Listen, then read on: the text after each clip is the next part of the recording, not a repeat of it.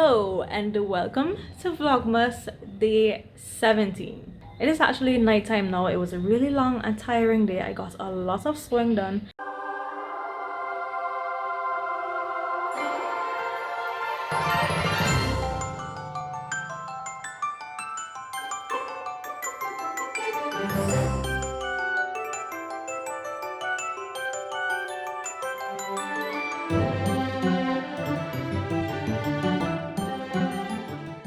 I'm almost finished my Tessuti Bondi dress. So in this video, I am going to show you all the sewing that I did today and any tips and tricks I may have for the Bondi dress. Also, last night we did go to see Jumanji 2 at the drive-in. It was a really good movie as expected, but it was not as funny as Jumanji 1. That being said, I am looking forward to Jumanji 3. And yes, there will be a Jumanji 3. You can easily tell from the way Jumanji Next Level ended.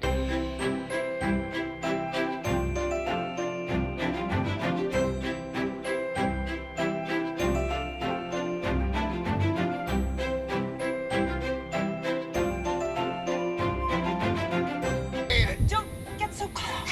Just a bird, okay?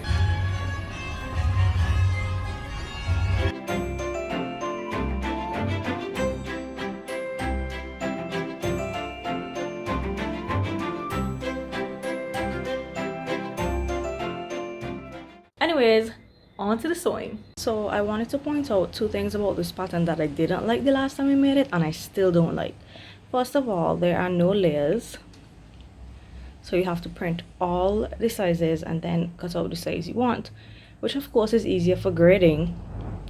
But when there are layers, it's also easy for grading because then you just print the two sizes that you need to grade between. So yeah, I don't really like this. I prefer patterns with layers. The other issue I have is that all of this excess paper was not necessary. I feel like if for sheet 1, you should have the pocket, the front, the back, the yoke, the facings, and the bindings. All of the basics that you need to construct this dress. Instead, also on the first sheet, they have all of these shields that I am never going to use. These should have been on the second sheet because to me these are optional. I feel like if these should have been on the second sheet so that for me I would just have to print sheet 1 with everything I need to make the basic dress, and then if I want to use these sheets then I print sheet 2. Just my opinion. This is a good example of exactly what I'm talking about. None of this has anything to do with me. There should be options for which version you want to print. They should tell you which pages to print for which version. These are all for the longer length, which I am not doing. So I just assembled all of this for absolutely no reason. Waste of paper, waste of ink, and waste of time. I'm really struggling to understand why the two size sets are separate. Really struggling. So this one is going to be completely discarded and I'll be using this one. I really feel like if this pattern should have had layers. And why is this not built into this? I don't get it. Okay, it's extremely windy, so you may hear the wind in the back. Anyway, I decided I'm going to make a muslin. Obviously, I'm not making a muslin of the entire dress because, well, first of all, I'm using scraps. If you notice, these are actually hemmed already. They're from an old dress. These are 2 front pieces, 2 back pieces, 2 yoke pieces. So I'm going to put these together, and I'm also going to do one of the arm bindings, or maybe both, so I can have a really accurate look at what the final product is going to be. So I'm going to do this before I make any adjustments to the paper pattern. This muslin is going to determine what adjustments I need to make. I'm really trying to get into the habit of making muslins every single time because it's gonna save me a lot of trouble in the end. So I have my circles marked to put in my dots. I'm just gonna follow the instructions. Sew this up. It's going to be a very odd looking muslin, but it was never going to be a wearable muslin because I wanted to make sure I used scraps of the same fabric, and this is all I had. This is another stretch cotton sateen, so the content is exactly the same amount of stretch. I do not like to use non-stretch cotton to make a muslin if my final fashion fabric contains stretch. The fit is not going to be accurate. Just a tip. This is what the size 10 is looking like with no alterations to the arm. And to be honest, it's looking pretty good. I mean, only 1/4 inch has to come off from here for the binding. So I think I may actually be okay just by going down size. If I need to take out any after the binding, I can't see it being more than 1/4 inch. Or else the arm will end up right up under my armpit. So right now I'm really happy that I did a muslin, because I think taking out 1/2 inch may have been too much. But I'm gonna get the arm binding on now so that I can see for sure what I need to do. Okay, so this is the side here that has the arm binding. It is a bit lower than I am used to, yes, but it looks normal to me. I don't think I should take this up at all. I don't know, let me know what you guys think. Although by the time you let me know what you think, I would have already made the final one. I don't think it looks bad. I'm not really having any side boob action, so I think I'm just going to make the straight size 10 exactly as it is. And if for some reason it fits slightly lower on the final fabric, I'll just do like a sloping shoulder adjustment just to take up the edge right here, and I should be fine. I really don't think that looks crazy in any way. So yay, no adjustments to be made. I can just make this size 10 exactly as it is. I decided I'm going to shorten the pattern by 1.5 inches, so I've drawn out 1.5 inches all the way across, because the lengthen and shorten line is the hem, which then means I have to adjust the facing as well. When I put my existing bondi on top of this pattern, it appears as though I shortened that one by about 3 inches, which is crazy. No wonder after going through the wash a few times, it is inappropriate. I totally understand. I don't know what I was thinking. Maybe I shortened it before I took up the shoulders. I don't know, but this time I'm only shortening 1.5 inches, so it's going to be a lot more wearable. Okay, so I've drawn my cut line on the back as well. I'm going to go ahead and cut these now and then adjust my facings.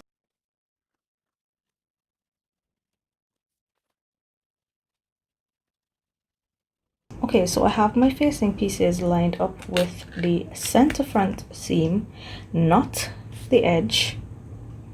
And you can see here that I have a little bit to cut off.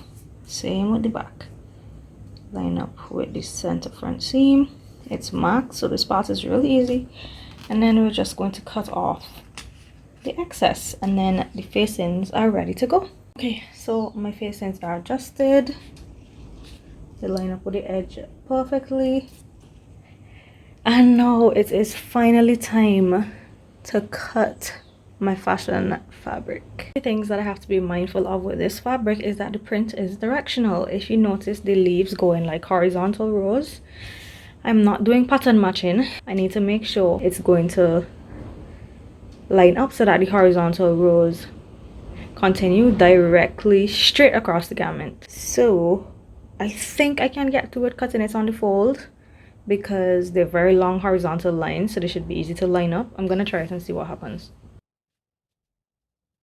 Okay, yes, putting it on the fold is fairly easy with the horizontal lines. I think I have them perfectly lined up, so I'm going to go ahead and brave it and cut now.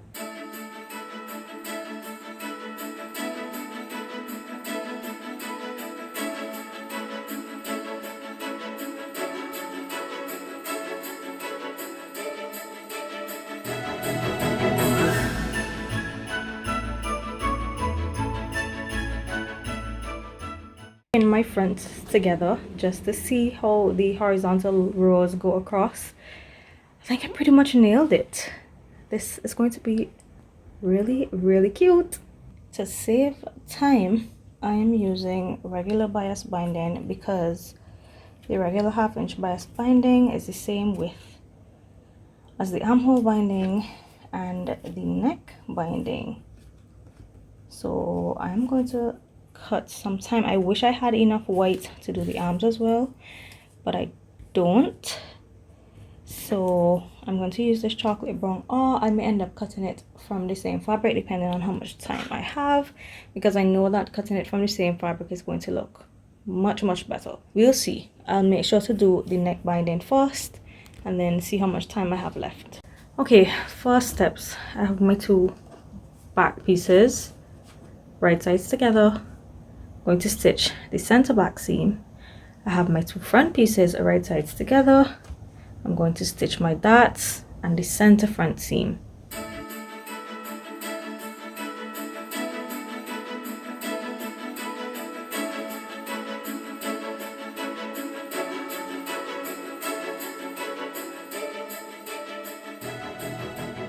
The next step is to finish the center seams on both the back and the front. We're then going to press it to the right, and from the right side we're going to top stitch that seam all the way down. Please don't judge me, but there is no way I'm changing my serger threads. Black it is.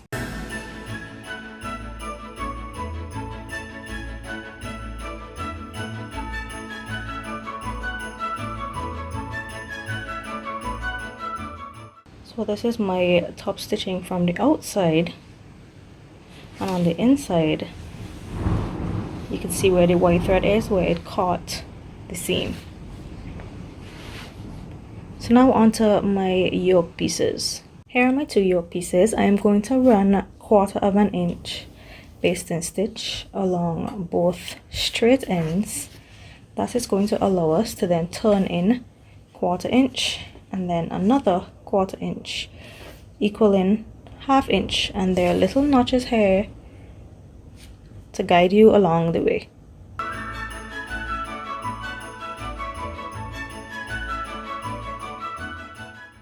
So I have my yoke pieces top stitched, also my back piece, and the next step is to place them right sides together, lining up the edge with the center back seam for both pieces,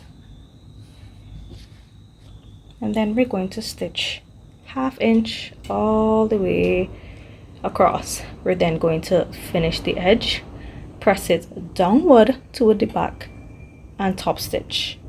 Okay, so now my yoke is attached to my back piece and top stitched, and the next step is the pockets. The first step to apply the pockets is to use either fusible stay tape or fusible interfacing, and you're going to put that strip between the 2 notches. You're also going to clip your notches 1/2 inch in.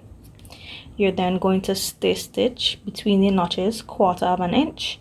You're going to use that stay stitching to help you to fold this over and then fold it over again. Once you have turned in 1/4 inch and 1/4 inch again, you're then going to edge stitch going up all the way across and back down. I have stay stitched the curved edge of the pocket as well as the bottom, and we're going to use this stay stitching to turn up 1/4 inch and to turn in 1/4 inch all around the curved edge. So I have my pockets stay stitched all along the curved edge and the bottom. We're going to use this stay stitching to turn up 1/4 inch and also turn in 1/4 inch all along the curved side. Now it's very easy to get tricked here and turn it to the wrong side, but you're actually supposed to turn it to the right side. I made this mistake the first time I made the dress. I promised myself I would never make the mistake again, and of course I did not take out my notes. So I just made a mistake and now I have to do it all over again. This is what the pocket should look like from the right side, and like this from the wrong side, which is the side you're going to see from the inside of the garment. So I have my pocket pinned right side to the wrong side of the front of the dress, and this is what it will look like from the right side. So you should have your 1/2 inch here, and this will be the opening of the pocket. So I am going to go and edge stitch this onto the dress, and the thread is going to show. So if you do make this dress, you want to make sure you use matching thread for the pockets as well as all of the top stitching. So on my pockets, I don't know if you can see the stitching. This is my pocket opening here, and this is it from the wrong side. The rest of the dress really isn't rocket science. We're going to stitch the back and the front right sides together 1/2 inch. It's gonna catch right here, leaving the opening. We're also going to sew the shoulder seams at 1/2 inch. I just won a game of thread chicken, guys. This is what's left on the bobbin after sewing the side seams and the shoulder seams. Kira 1, bobbin 0. Alright, so I am staying there for the day. I only have the bindings and the facings left to do, and then it's completely finished. But I'm tired and I had enough, so I'm gonna finish it tomorrow. I'm gonna have dinner now and catch up on Vlogmas, get some rest, and prepare for tomorrow. I hope you guys enjoyed this video. Don't forget to like, comment, subscribe, all that good stuff, and I'll see you tomorrow for Vlogmas day 18. Bye.